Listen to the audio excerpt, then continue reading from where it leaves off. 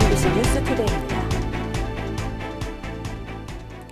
한국토지주택공사가 임대료 체납 내용 증명 발송 업무를 변호사에게 맡기고 있습니다. 임차인들을 더 압박하기 위해서인데 이 변호사 비용까지 임차인에게 떠넘기면서 비난을 사고 있습니다. 보도에 문형철 기자입니다. 한국토지주택공사가 운영하고 있는 순천의 공공임대아파트입니다. 이곳에 사는 김모 씨는 지난 5월 한 변호사 사무실로부터 내용 증명을 받았습니다. 석 달 넘게 임대료를 내지 않았으니 집을 비우라는 일종의 독촉장입니다. 이 내용 증명을 발송하는 데 들어간 돈은 36,000원.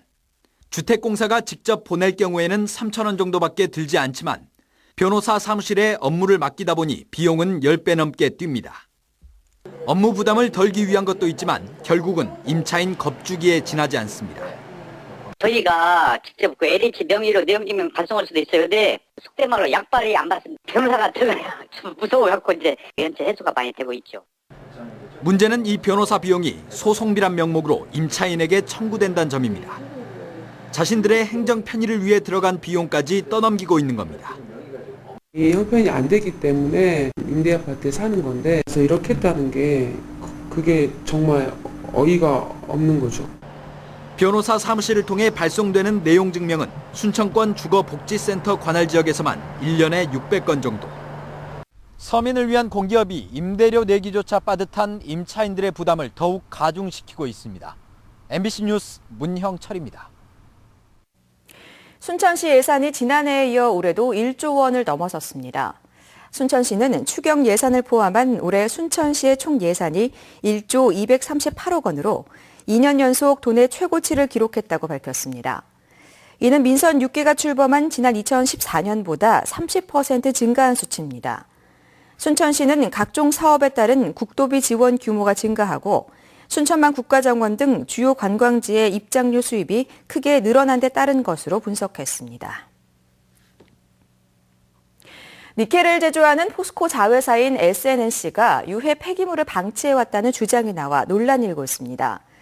포스코 퇴직자인 A씨는 최근 한 해 최대 200만 톤까지 나오는 폐기물이 성면 성분을 함유해 발암 가능성이 높은데도 무단 방치하거나 택지 개발 현장의 매립 소재로 활용해왔다며 경찰 고발과 함께 일부 언론을 통해 문제를 제기했습니다.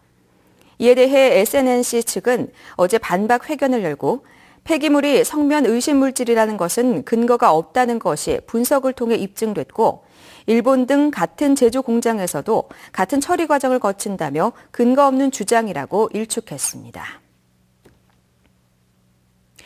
경상도와 전라도로 있는 경전선의 광양 진주간 구간이 복선화돼 어제 개통됐습니다. 양 지역 간 철로 거리도 줄고 시간도 많이 단축돼 물류 운송과 교류 활성화가 기대되는데요.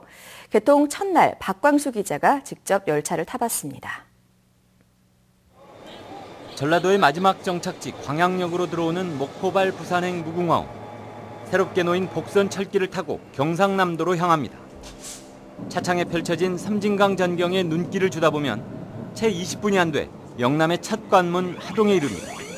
사업 착수 15년 만에 광양 진주간 철도 복선화 시대가 개막됐습니다. 민원도 많았었고 갈등을 해소하면서 그 시간은 많이 걸렸지만 지역 주민들이 요구하는 내용을 많이 반영을 했다는 게 선형 개량으로 15.3km가 짧아지면서 구간 요금도 20% 인하됐고 운행 시간은 73분에서 42분으로 30분 넘게 줄어들었습니다. 기분 좋네. 나 타보니까 시간도 빠르고 가깝고 너무 줄어졌잖아. 광양과 하동을 연결하는 길이 660m 섬진강 철교입니다. 영원함을 잇는다는 상징성에다 아치형의 조형미가 더해져 신설 경전선 구간의 명물이 될 것으로 보입니다. 일반 교량에다가 부합적으로 강교 아치를 플러스 시켜서 강선을 남자 메다름 구조가 되겠습니다. 모두 1조 1,000억 원의 사업비와 연인원 100만 명이 투입돼 훨씬 가까워진 영남과 호남. 철도 수송 능력이 하루 36회에서 157회로 대폭 향상되면서 경제적, 문화적 교류 확대의 새로운 전기가 될 전망입니다. MBC 뉴스 박광수입니다. 여수시가 전기자동차 민간 보급 대상자를 공개 모집합니다. 여수시는 전기자동차 보급 대상자 11명을 선정해 대당 1,900만 원의 전기자동차 구입비와 400만 원 이하의 완속 충전기 설치비를 지원할 계획입니다. 공모기간은 10월 31일까지로 신청 방법은 전기자동차 판매 대리점을 방문해 구입 차종을 결정하고 신청서를 작성해 대리점에 제출하면 됩니다. 여수시는 기후보호 도시에 맞게 대기 오염을 줄이기 위한 사업으로 전기자동차 보급을 연차적으로 확대할 계획이라고 밝혔습니다. 한편 순천에 전기차를 단시간에 충전할 수 있는 충전 설비가 들어섰습니다. 환경부는 순천 역전시장과 고용복지센터 인근 공중전화 부스 2곳에 전기차 급속 충전기를 설치하고 오늘부터 운영에 들어간다고 밝혔습니다. 이번에 설치된 충전기는 30분 만에 전기차 완충이 가능한 장비로 이용요금은 1kW당 313.1원입니다. 세월호 참사 이후 자치단체마다 주민들의 안전을 책임질 안전전담 조직이 만들어졌습니다. 재난 컨트롤 타워 역할을 하겠다는 것인데요. 과연 협력 체계가 잘 이루어지고 있을까요? 김양훈 기자가 취재했습니다.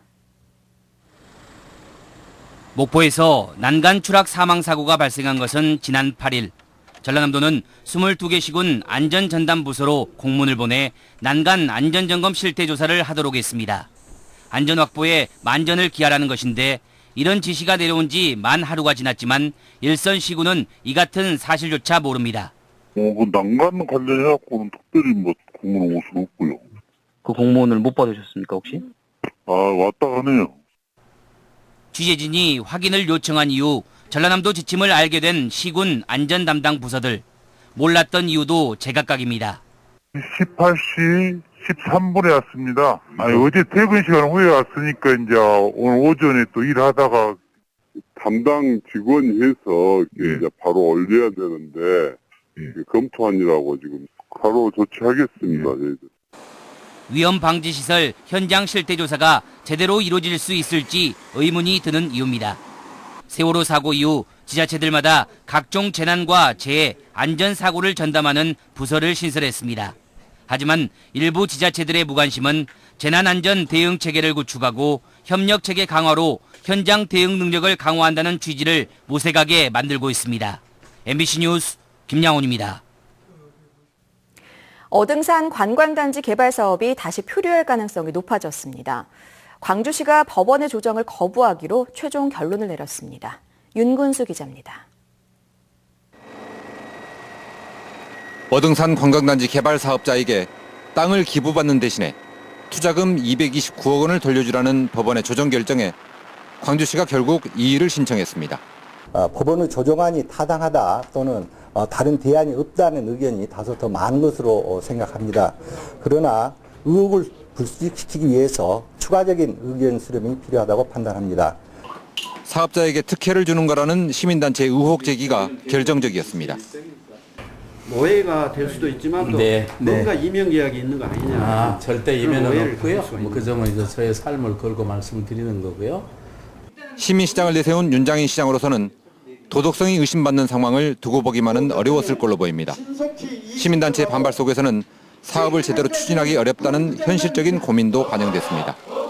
광주시는 시민단체가 참여하는 TF를 구성해서 특혜 의혹을 밝히고 합리적 대안을 만든 뒤에 법원에 다시 조정을 신청하기로 했습니다.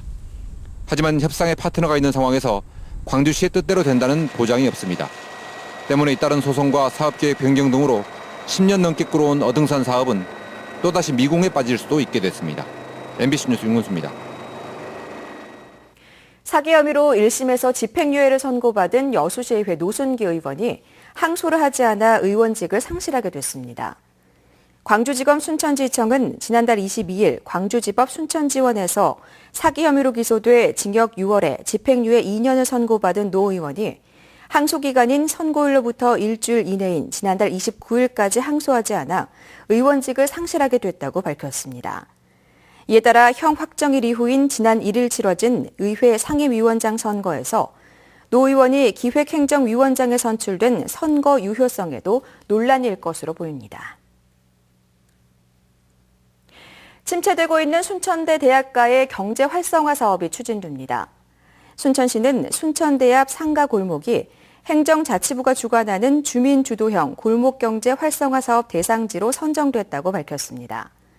순천시는 이에 따라 내년까지 모두 10억 원의 사업비를 들여 순천대 앞 상가 인근에 대학로 청춘길을 조성하고 주민주도형 상권협의체 운영을 지원하는 등 대학가 활성화를 위한 시책을 추진할 계획입니다. 여수시가 관광 활성화에 발맞춰 전국에서는 처음으로 여수를 소재로 한 옴니버스 형식의 창작가요 앨범을 제작합니다. 여수시는 지난해 지역에서 열린 낭만 버스킹 공연에 참여했던 우수 버스커들을 대상으로 10곳을 엄선해 오는 9월 말까지 CD 앨범을 제작한다고 밝혔습니다. 여수시는 버스킹의 메카로 자리 잡은 여수의 새로운 문화 콘텐츠를 개발하기 위해 제작하게 됐다고 밝혔습니다. 날씨가 이어지겠습니다. 또 다시 장마 전선이 북상하겠는데요. 비는 오늘 오후에 제주도를 시작으로 오늘 밤에는 충남과 전라도, 경남 지방까지 내리겠고요. 내일 새벽에는 이 서울을 비롯한 전국으로 비가 확대되겠습니다. 예상 강우량을 보시면 전국 평균 30에서 80mm가량으로 양이 많겠습니다. 특히 영동과 지리산 부근, 제주 산간에는 최고 120mm 이상의 많은 비가 쏟아질 것으로 보이는데요. 특히 내일 새벽부터 오전 사이 벼락과 돌풍을 동반하면서 시간당 20mm 이상의 세찬 비가 집중될 것으로 보이니까요. 피해가 없도록 미리 대비하시는 게 좋겠습니다. 현재 구름 영상입니다. 장마 전선은 제주 남쪽 해상에 위치해 있는데요. 오늘부터 차츰 북상해 영향을 주겠습니다. 오늘 낮까지는 구름만 지나면서 활동하시는데 큰 불편 없겠습니다. 하지만 밤부터 충남과 남부지방부터 장맛비가 내리기 시작하겠습니다. 오늘 낮 기온 보시면 서울이 29도, 전주 30도, 대구 30도로 어제보다는 낮겠지만 후텁지근한 날씨가 이어지겠습니다. 남부지방의 비는 내일 밤이면 대부분 그치겠고요. 중부지방은 초복인 일요일 아침 사이 대부분 갤 것으로 전망됩니다. 날씨였습니다.